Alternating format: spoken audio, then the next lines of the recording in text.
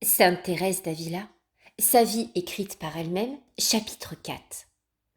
Elle raconte les moyens que le Seigneur a pris pour l'aider à triompher d'elle-même et à revêtir le saint habit, ainsi que les grandes infirmités que Sa Majesté a commencé à lui envoyer. À cette époque où je méditais mon dessein, je montrai à l'un de mes frères la vanité du monde et le décidai à se faire religieux.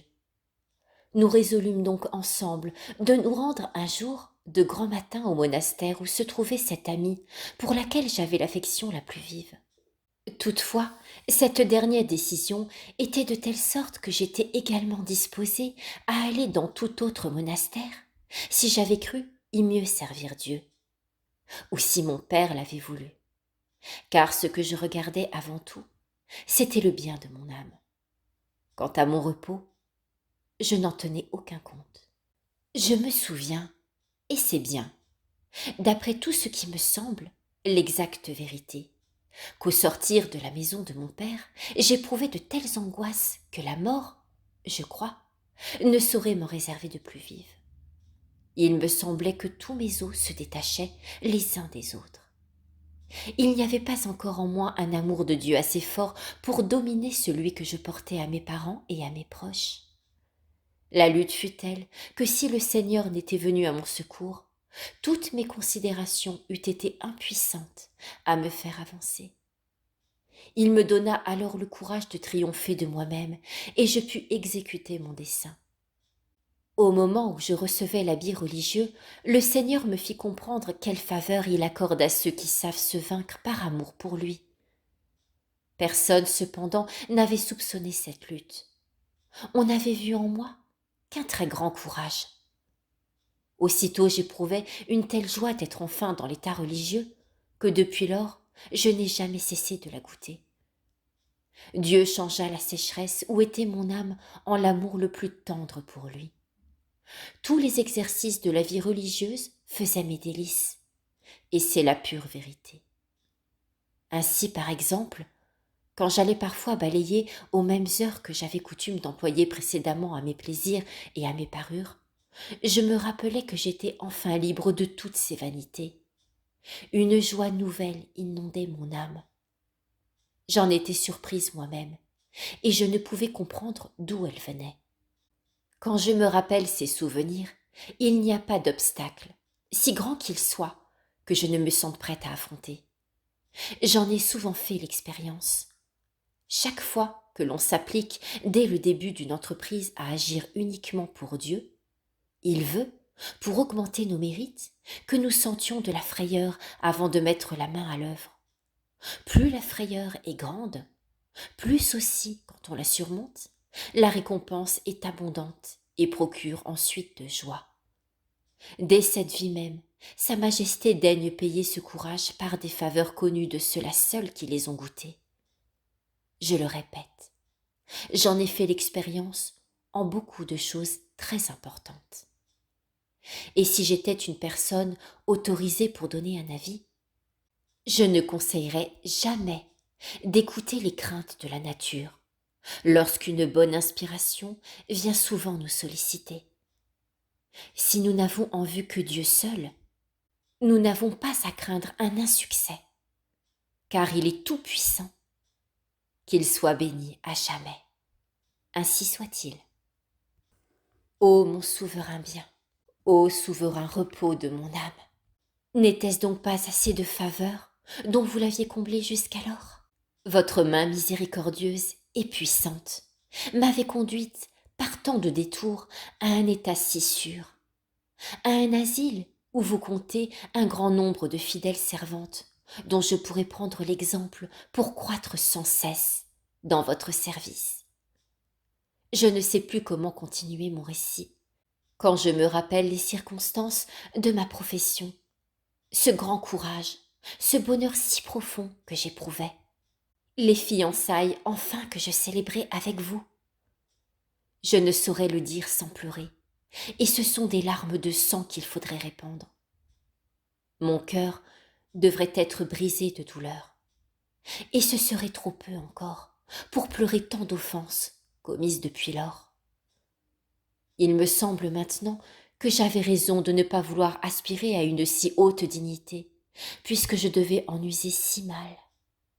Et vous, ô mon Seigneur, pendant près de 20 ans que j'ai mal usé de cette faveur, vous avez voulu être l'offensé, afin de me rendre meilleur. Ne dirait-on pas, ô mon Dieu, que je n'avais pris d'autres engagements que celui de trahir toutes les promesses que je vous avais faites? Telle n'était pas alors mon intention. Mais quand je vois quelles ont été mes œuvres depuis lors, je ne sais vraiment quelle intention je pouvais avoir. Cela, du moins, montre mieux qui vous êtes, ô mon époux, et qui je suis. Il est certain que bien souvent le regret de mes grandes infidélités est tempéré par la joie que j'éprouve à la pensée qu'elles feront mieux ressortir la multitude de vos miséricordes. En qui donc, en effet, ô mon Seigneur, vos miséricordes pourraient-elles mieux resplendir qu'en moi, qui est tant obscurci par la malice de mes œuvres les hautes faveurs dont vous commenciez à me favoriser? Infortuné que je suis, ô mon Créateur, voudrais-je trouver des excuses? Je n'en ai aucune. Toute la faute retombe sur moi seule. Si j'avais payé par tant soit peu de retour la tendresse que vous commenciez à me montrer, je n'aurais pu aimer que vous, et cet amour eût été le remède à tous mes maux. Mais je ne l'ai point mérité. Je n'ai pas eu un tel bonheur. Ô mon Dieu, que du moins à l'avenir votre miséricorde me soit propice. Le changement de vie et de nourriture fut nuisible à ma santé. Les délices de l'âme étaient grandes, et cependant, je ne m'en portais pas mieux. Mes défaillances commencèrent à augmenter. Il me vint un mal de cœur si violent que j'étais un objet de frayeur pour ceux qui me voyaient. Ajoutez à cela beaucoup d'autres maux réunis. Je passai ainsi la première année avec une très mauvaise santé. Toutefois, je ne crois pas avoir beaucoup offensé Dieu durant ce temps. Le mal était si intense que d'une façon habituelle, il me privait presque de mes sens, et quelquefois, il m'en privait complètement. Mon père n'omettait rien pour y remédier. Les médecins d'ici ne pouvaient me guérir. Il prit ses dispositions pour me conduire à une localité très renommée par des guérisons de maladies différentes de la mienne. Mais où, disait-on, je guérirais moi aussi. Cette amie dont j'ai parlé et qui était une des anciennes religieuses du monastère m'accompagna, car on ne faisait pas le vœu de clôture. Mon séjour dans cette région fut d'une année environ. Durant 3 mois, j'y endurai de telles souffrances par suite des remèdes si violents qu'on me donnait, que je ne sais comment je pus les supporter. Enfin, si l'âme fut assez forte pour les endurer, le corps y succomba, comme je vais le raconter. La cure devait commencer au début de la saison d'été, et j'étais partie dès l'entrée de l'hiver. Durant cet intervalle, je demeurai donc à la campagne, dans la maison de cette sœur dont j'ai déjà parlé, et j'attendis le mois d'avril. Ce n'était d'ailleurs qu'à une petite distance de la localité où je devais aller. J'évitais ainsi les allées et venues. Cet oncle dont j'ai parlé et dont la maison se trouvait sur le chemin me remit à mon arrivée un livre appelé le 3e abécédaire qui traitait de l'oraison de recueillement. Sans doute, dans le cours de cette première année, j'avais lu de bons livres, et je ne voulais plus lire que cela, car je savais le dommage que les autres avaient causé à mon âme. Mais je ne savais pas encore comment faire oraison, ni comment recueillir mon esprit. Aussi ma joie fut grande en ouvrant ce livre, et je résolus d'apporter tous mes soins à suivre la méthode qu'il prescrivait.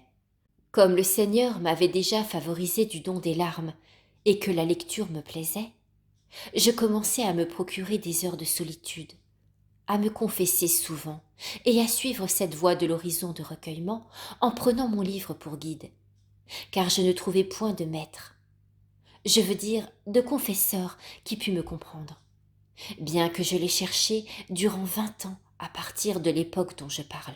Il en résulta un vrai dommage pour mon âme. Bien souvent elle retournait en arrière. Elle fut même exposée à se perdre entièrement. Un bon directeur, du moins, m'aurait aidé à sortir des occasions où j'étais d'offenser Dieu. Sa Majesté commença à me combler de beaucoup de faveurs dans ses débuts. À la fin de mon séjour dans cette solitude où je restais environ 9 mois, je n'étais pas exempte de fautes, comme le prescrivait mon livre. Mais j'en prenais mon parti, car il me paraissait impossible d'exercer une telle vigilance. J'avais soin cependant de ne point commettre de péché mortel, et plût à Dieu qu'il en fût toujours ainsi. Quant au péché véniel, je le regardais comme peu de choses, et ce fut là mon malheur. Le Seigneur commença donc à m'accorder tant de grâce dans cette voie que je suivais, qu'il m'éleva à l'horizon de quiétude, quelquefois même à celle d'union. J'ignorais pour lors ce qu'étaient l'une et l'autre, et à quel prix je devais les estimer. Cependant, il m'eût été, je crois, très utile de le savoir. Cette horizon d'union, il est vrai, durait très peu. Je ne sais même pas si elle durait le temps d'un Ave Maria.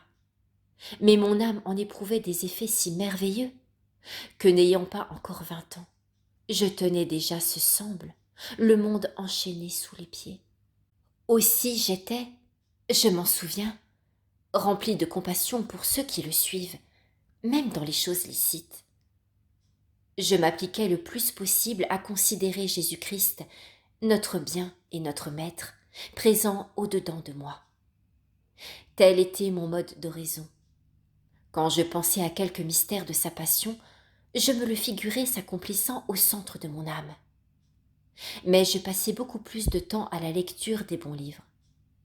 C'était là d'ailleurs toute la joie de mon âme. Le Seigneur, en effet, ne m'a point donné le talent de discourir à l'aide de l'entendement, ni de me servir avec profit de l'imagination. Cette faculté est même tellement inerte en moi que malgré tous mes efforts, je ne pouvais jamais me peindre ni me représenter la sainte humanité de notre Seigneur.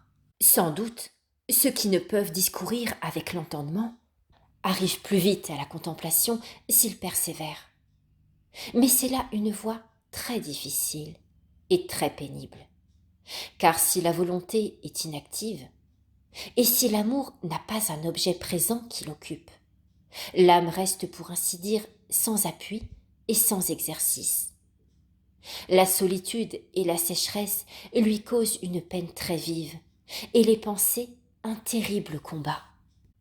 Les âmes de cette sorte ont besoin d'une plus grande pureté de conscience que celles qui peuvent se servir de l'entendement.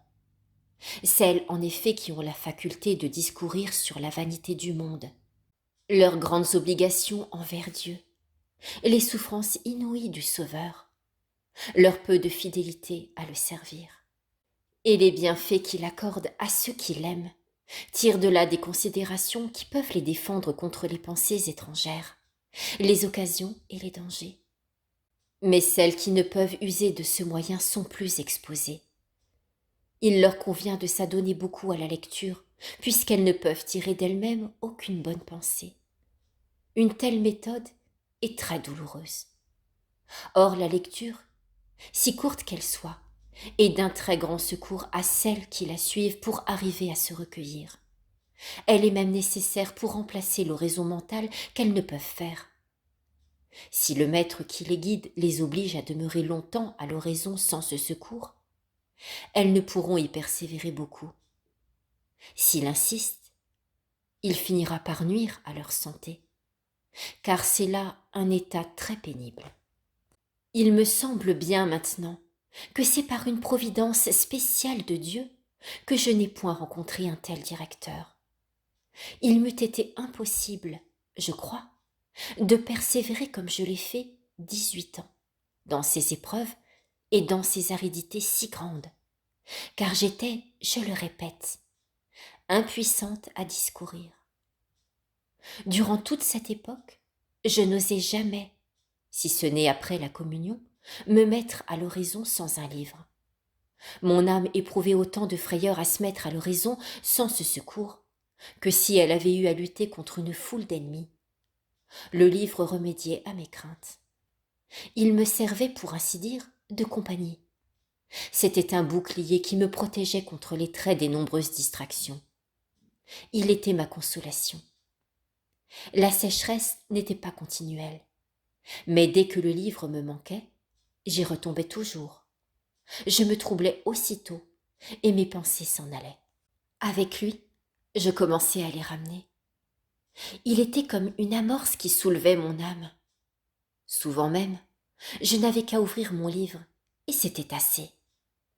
Quelquefois je lisais un peu, d'autres fois beaucoup, selon la grâce que le Seigneur daignait m'accorder. Dans ces débuts dont je parle, il me semblait qu'avec des livres et de la solitude, aucun danger ne pourrait me ravir le grand bien dont j'étais favorisée. Il en eût été ainsi, je crois, avec le secours de Dieu, si j'avais eu un maître ou un directeur qui m'eût prévenu d'avoir à fuir les occasions dangereuses dès qu'elles se présentaient, ou du moins m'eût aidé à m'en sortir promptement lorsque je m'y trouvais engagée. Si alors le démon m'eût attaqué ouvertement, pour rien au monde, ce me semble, je ne me serais laissé aller de nouveau à des fautes graves. Mais il fut si habile, et moi si mauvaise, que toutes mes résolutions me servirent de peu. Elles me procurèrent cependant les plus grands avantages à l'époque où je servais Dieu, et elles m'aidèrent à supporter les terribles infirmités que j'eus à endurer avec cette patience extraordinaire dont Sa Majesté me favorisa. Bien des fois, j'étais dans le ravissement à la vue de la bonté immense de Dieu, et mon âme se délectait, en considérant sa magnificence et sa miséricorde infinie. Qu'il soit béni pour tous ses bienfaits, car je l'ai vu clairement.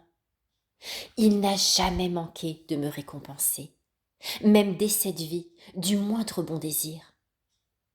Quelque défectueuses et imparfaites que fussent mes œuvres, ce bon maître les améliorait peu à peu.